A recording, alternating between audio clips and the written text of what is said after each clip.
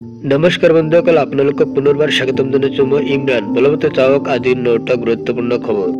প্ৰথমটো খবৰ মই মুখ্যমন্ত্ৰী হৈ থকালৈকে মিয়াৰ বিৰুদ্ধে যুদ্ধ চলি থাকিব। অসমত উচ্ছেদ চলি থাকিব।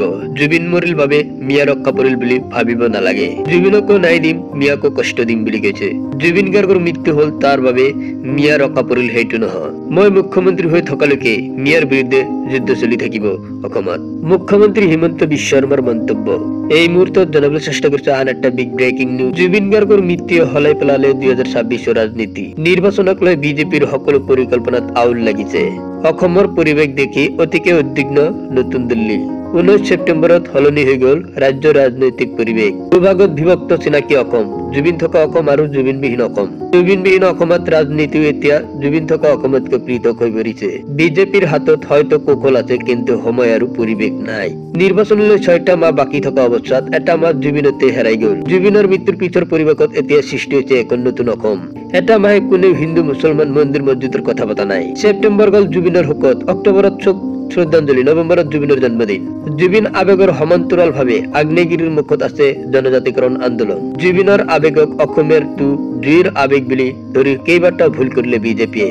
ন্যায়ৰ দাবীত এতিয়া স্বয়ং শাসকীয় দলটোৱে ৰাজপথলৈ ওলাবলগীয়া অৱস্থা। এই মুহূৰ্তত জনাবলৈ চেষ্টা কৰিছে আন এটা বিগ ব্ৰেকিং নিউজ। পশ্চিম বৰিগাঁও আঞ্চলিক মহাবিদ্যালয়ত ৰাহুল আলীৰ গুণ্ডাগিৰি। অসমৰ কলেজত মিয়া ৰাজ। তই মিয়া ময়ো মিয়া আমি মিয়াই কৰিম ৰাজ। ছাত্ৰ একতা সভাৰ সহকাৰী সাধাৰণ সম্পাদকৰ মিয়া ৰাজ চলোৱাৰ হুংকাৰ। কলেজ চৌহদত গুণ্ডাগিৰি কৰি সন্ত্ৰাসৰ সৃষ্টি কৰিছে। তই মিয়া ময়ো মিয়া আমি মিয়াই কৰিম ৰাজ। কামৰূপৰ পশ্চিম বৰিগাঁও আঞ্চলিক মহাবিদ্যালয়ত এই কাণ্ড সংঘটিত হৈছে। সহকাৰী সম্পাদক ৰাহুল আলীৰ বিৰুদ্ধে গুণ্ডামিৰ অভিযোগ। নিযুত মইনা আঁচনিৰ চেক দিবলৈ অহা ভিক্ষাবুবুয়কৰ ৰডেৰে আক্ৰমণৰ চেষ্টা। আৰক্ষীৰ সন্মুখতে ছাত্ৰ সমাজৰ দুটা ফৈদৰ মাজত সংঘাতৰ সৃষ্টি হৈছে। অভিযুক্ত ৰাহুল আলীক আটক কৰা আৰক্ষীৰ সন্মুখতে ৰাহুলৰ ভায়েকৰ কলেজত মিয়াৰাজ চলোৱাৰ হুংকাৰ। অধ্যক্ষ মইনুল হকৰ ছত্ৰ ছায়াত ৰাহুল আলীয়ে মিয়াৰাজ চলোৱাৰ অভিযোগ। বাহিৰৰ বহু ল'ৰা ছোৱালীক মহাবিদ্যালয়খনত পৰীক্ষা দিবলৈ দিয়াৰ অভিযোগ। ছাত্ৰ একতা সভাৰ সহকাৰী সম্পাদকৰ পদৰ পৰা ৰাহুল আলীক অব্যাহত ৰাখিছে। এই মুহূৰ্তত জনাবলৈ চেষ্টা কৰিছো আন এটা বিগ ব্ৰেকিং নিউজ। ইজৰাইলক এহেকা দিবলৈ একগোট হৈছে বিশ্বৰ 3খন শক্তিশালী মুছলিম দেশ।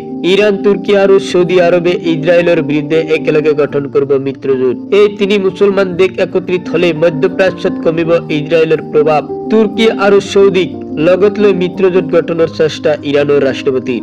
দুয়োখন দেশৰ শীৰ্ষ বিষয়ৰ সৈতে যোগাযোগ স্থাপন কৰিছে খোদ ইৰাণৰ ৰাষ্ট্ৰপতিয়ে। হামাস, হিজবুল্লাহ, হুটিক দমন কৰি মধ্যপ্ৰাচ্যৰ ছুপাৰ পাৱাৰ হৈ পৰিছে ইজৰাইলে এতিয়ালৈ লেবানন, ইৰাক, কাটাৰ, সিৰিয়া, ইৰাণত আক্ৰমণ কৰিছে। গ্লোবেল ফায়াৰ পাৱাৰৰ মতে তুৰ্কীৰ আছে 6 লাখ সক্ৰিয় সেনাবাহিনী।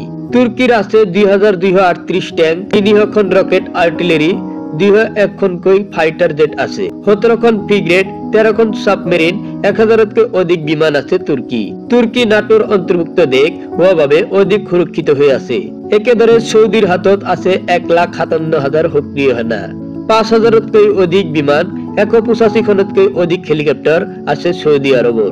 ইৰাণৰ আছে 5 লাখতকৈ অধিক সেনা, 3000 বেলিষ্টিক মিছাইল আছে ইৰাণৰ। 3খন দেশ একত্ৰিত হলে ইজৰাইলৰ প্ৰভাৱ হ্ৰাস পাব বুলি দাবী ইৰাণৰ।